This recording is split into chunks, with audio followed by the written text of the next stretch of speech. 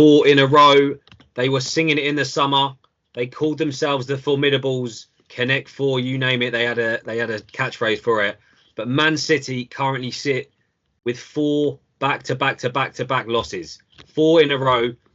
Question marks potentially over Pep already. And more importantly, they've not lost 4 games consecutively for 18 years. So this is a concern. And today we're going to go through it all and analyse why this is happening. And is it the end? Jamie, got to come to you first, of course. We'll start off with the obvious question. Is the era of Pep dominance coming to an end? Is this early signs? It is the end if you want to doubt us. We've been in, if you think about where we are actually in the table wise, 5 points behind top, 10 games in, we've been a lot worse off and won the title. So if you want to think it is the end, go ahead and doubt us. There are other problems where I don't think we quite had it when we were worse off in terms of fighting for the title. But no, it's not quite the end. I think it's blown more out of proportion than it actually is. Yeah, I think the logic's fair, but this is unprecedented for City. Like, as I said, first time in 18 years you've lost 4 in a row. In the last 4 games, you've conceded 10 goals. And I think what's interesting is obviously the 4 losses in a row is what's highlighted. But if you go back a little further, the 1-0 home win against Southampton. Southampton are a team you should be beating 4 or 5. You look at, the late Wolves winner, which wasn't deserved in my opinion.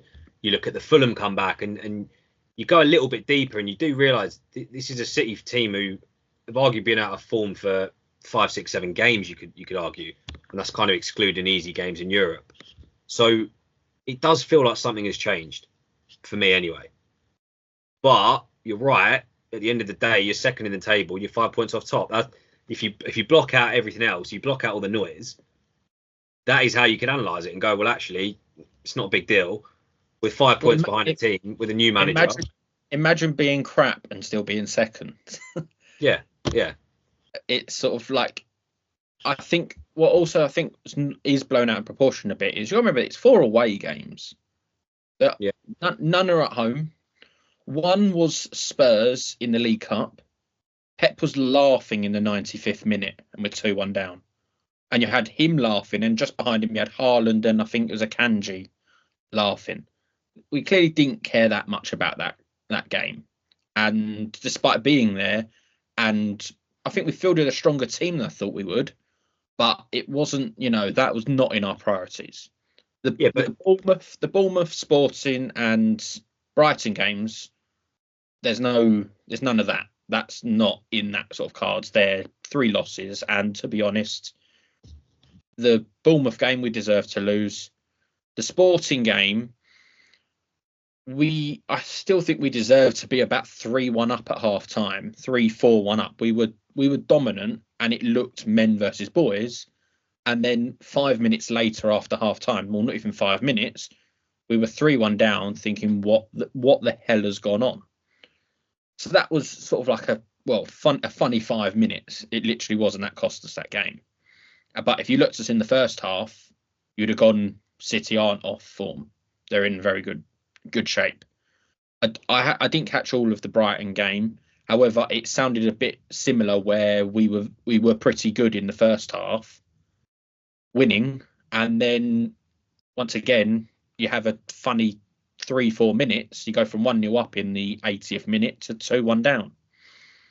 Is that not a concern though? Is that because you're saying, like, with the Spurs point, they're laughing, like, that's not something City have done before. Like, you won several Carabao Cups in a row. It's a mentality difference.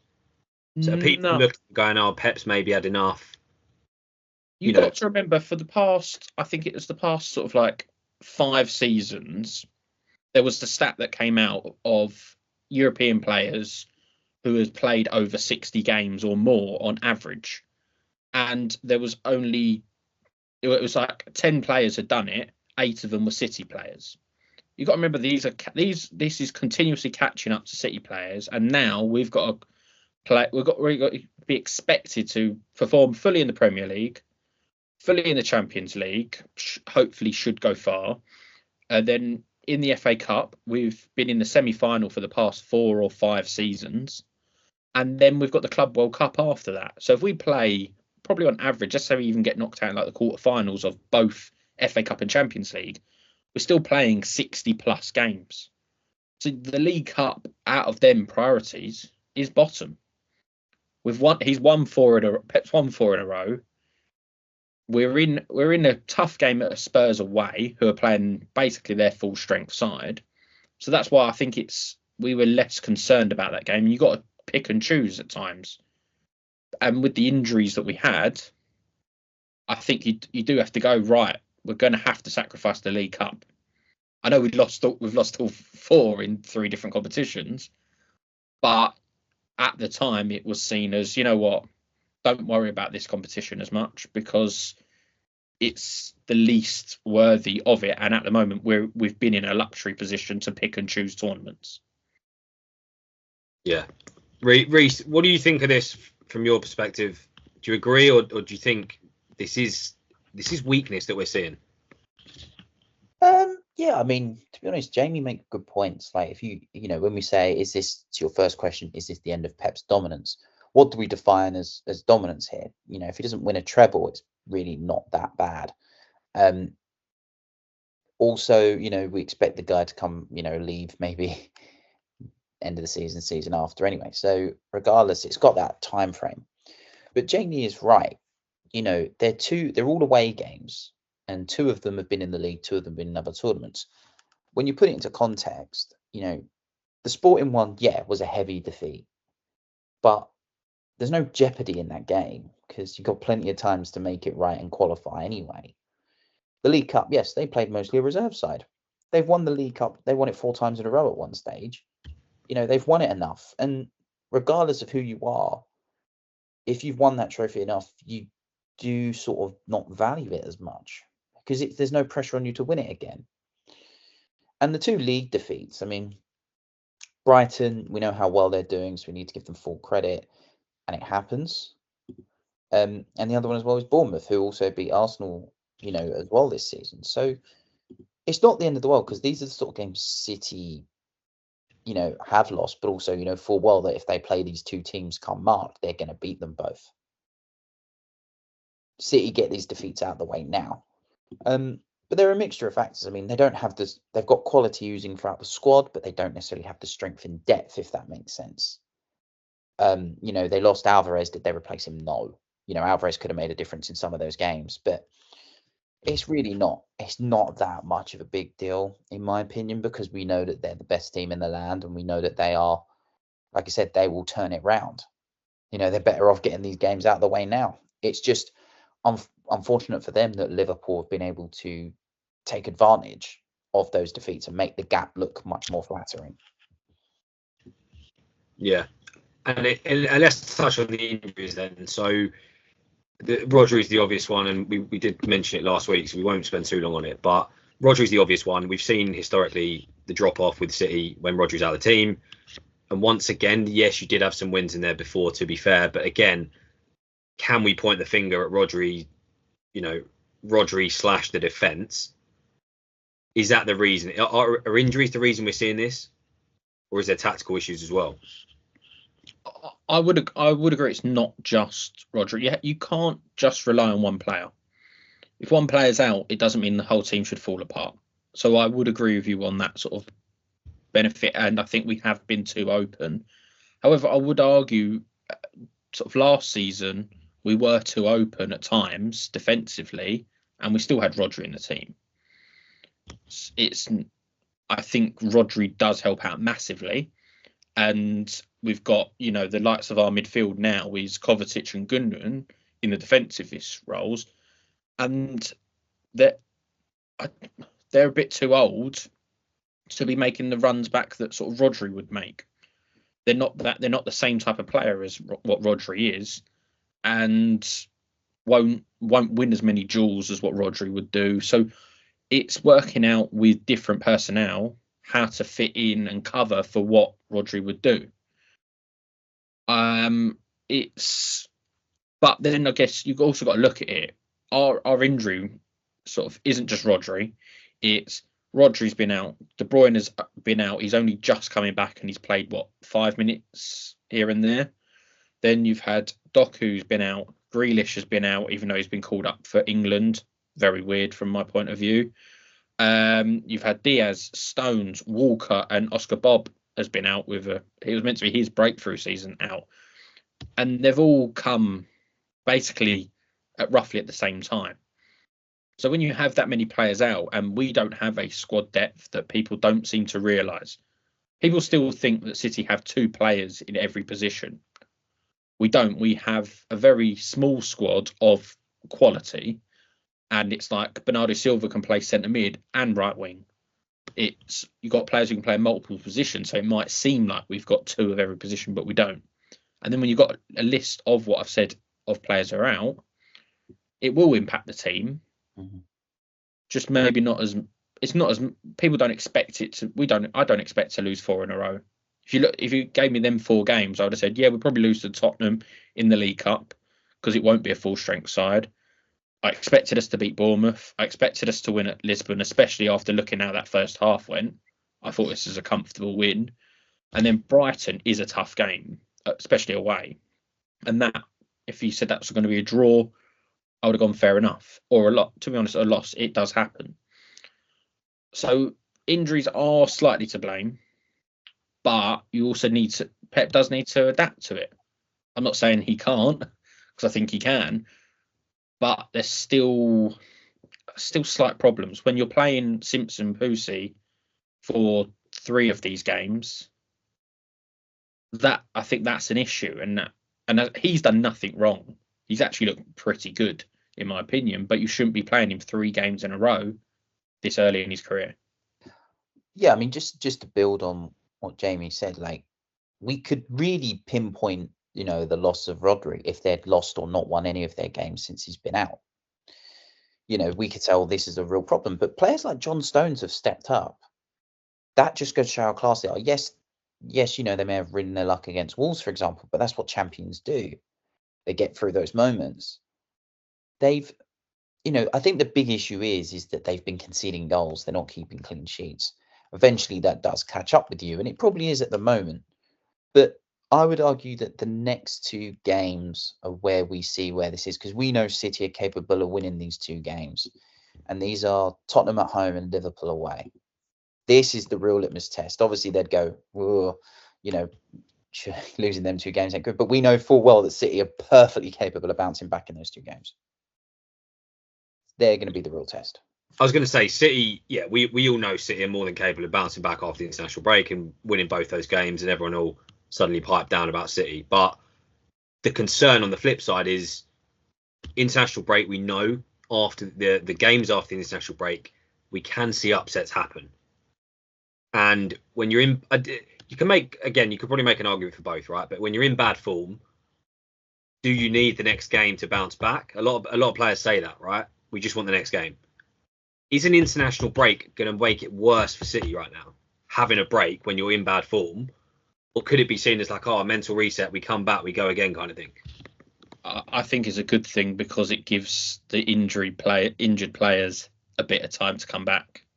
It gets them back in. It gets them back in training a bit more. It's sort of like Stones isn't with England. He should be training in training. Doku's not with Belgium. You'll see a few others who as well back at training with City. Whereas normally all of our players would go away, and then yes, I'd agree, Jordan, where it's actually not a good thing because all of our players have gone away rather than Pep going training with them. So I think this time it actually does benefit us. And I said this before the Brighton game. I went, I need this Brighton game out of the way so our players can just recover over the international break. And hopefully we have a near full squad come the Spurs game. Yeah. And let's get into now just a few of the actual, I guess, potential tactical solutions of what City can do to turn this around. Because, we've said some of the performances haven't been there. We've said, I think what's weird is particularly the first halves of both the Lisbon game and Brighton. great for the first half, and then it just complete and utter drop off. Maybe you could put that down to fitness or whatever, but tactically right now, and again, let's maybe assume that some of the injuries will remain in place. What should City be doing against Spurs? Like, I feel like you've got to change something tactically. Otherwise, we're going to see an open game again. Son's going to get a goal on the counter, as he always does. Yeah, but that's even when we're in great form. Son does that. Yeah, true. So it does not matter. The only shot that Son's ever missed against City was the end of last season in the 1-0 win at their place. Otherwise, I think he had 100% shot to goal ratio. It was ridiculous how many shots he had and scored. But for the Spurs game, I was thinking about it, and it's kind of what we did for the treble winning season was our defence was 4 centre-backs. That was Akanji right back, Stones, Diaz, and then it was Ake left back. Now we've got Gvardiol in there as well to fit in. I think we go back to that. And if we can't fully do that, play Lewis, play Walker as the right back, but then possibly put Stones as the CDM. That's kind of how I would go about it, to be a bit more defensive. Because Spurs will hit us on the counter. And I think if Stones is in that CDM role, he can control the ball well and dictate play. He's done it in the Champions League final. It's not out of his ability to do it. But that's whether he's fit or not. And that's the sort of worry. Because otherwise I don't really see that solution of another player who can properly do that role against Spurs, against Liverpool. Yeah, I was, to be honest, I was going to say 2 CDMs, I think, and Stones probably, to be honest, was going to be one of them. Probably Stones alongside Kovacic, just sitting a bit deeper. And we know Kovacic can pick up the ball well. I mean, Stones can do it as well, pick up the ball, pass, beat a man and move. But I think you've got to almost be a little bit more risk averse when you play Spurs, given the form, given, the potential narratives if you lose. Because if you do lose, we've got to entertain the possibility. If you do lose that game somehow, it's going to get quite ugly in terms of, although the league position is not that ugly, but then you've got Liverpool away. Then there's going to be conversations had if Liverpool go, let's say 8 points clear and you've got them away at Anfield, because then we're getting a little bit out of hand potentially. But yeah, for me tactically, 2 CDMs, sit a bit deeper, because how Spurs are going to set up. It's going to be counter-attacking football, so I think you've got to sit a bit deeper. Yeah, Reece, anything to add from you tactically? Nothing tactically. I mean, I don't think it's a disaster if they lose to Spurs. I don't believe they will, but I don't think it's a disaster. If anything, you're playing Spurs at a great time, because you're going to want to pay back for them knocking you out of the cup, and the way they had that post-match about it, the way they acted about it, you're going to go there and be up for it. You also know how good you are as a club to respond to these sorts of defeats. But obviously the difficulty with Spurs is they're just coming off the back of a poor performance against Ipswich. And they're more than capable of making it right themselves. So this game has got quite a bit of jeopardy on it for both sides, but it's really not season ending, because I think you're more than capable of going to Anfield and beating them as well in a 1-0 win. That's how I see it.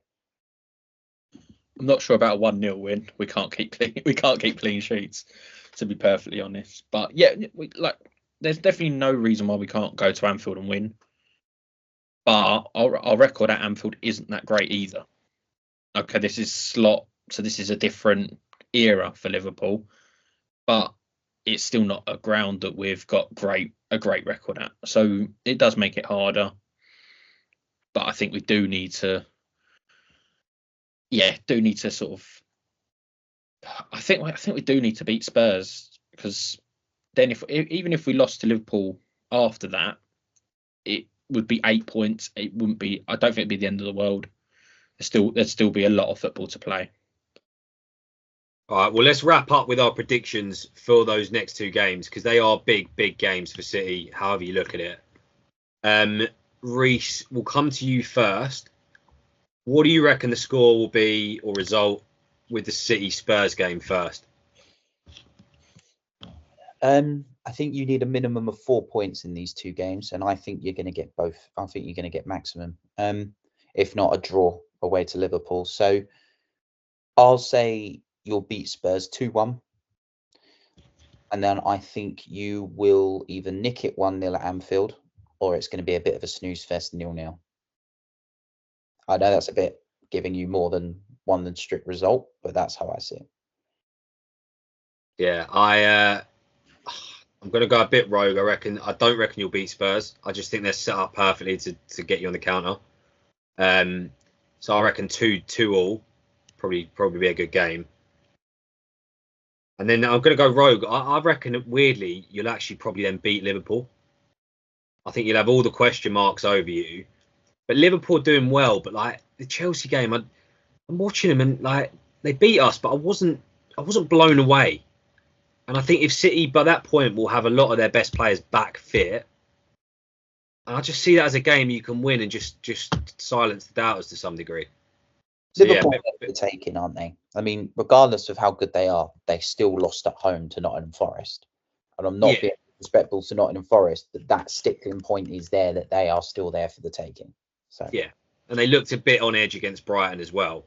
So I do think there is cracks in the armour of Liverpool, despite how good they've been. Okay, come down to me then with the results. The Spurs game is a weird one. It's one of them games where it's sort of like I was saying with Son having 100% shot rate. It's like Spurs just will score against us, regardless of when we're doing well defensively and not well defensively. I think that could be like a 3-2 game. I'll go with to City. I think it will be entertaining because I think it just plays into that factor. Then the Liverpool one, that's just difficult. It's one of them games where it's been cagey when it's been Pep versus Klopp. It's been quite cagey at Anfield. You've seen a 1-1, a 0-0, a 1-0 Liverpool, for example. I don't think Slaughter play that cagey. I think I'd go with a 1-1 draw. But that's a game that is really difficult to predict. I once again, I don't see us keeping a clean sheet. Pep's got to change it drastically, and I don't see him doing that. Pep has his way, and he will stick by it massively. I don't think he's going to play sort of like 4 at the back with Stones as a CDM, sort of like playing centre backs. He's not going to do that. So, yeah, I still see us being a bit open defensively, and that can be our downfall. But I hope I'm right with my 2 predictions. I'll take that 4 points from the next 2 games. Right, well, there you have it. We have had our say, but now we want to hear from you. Make sure you send below in the comment section your score predictions for the Spurs and Liverpool games. But as always, like, comment, and subscribe. You know the drill.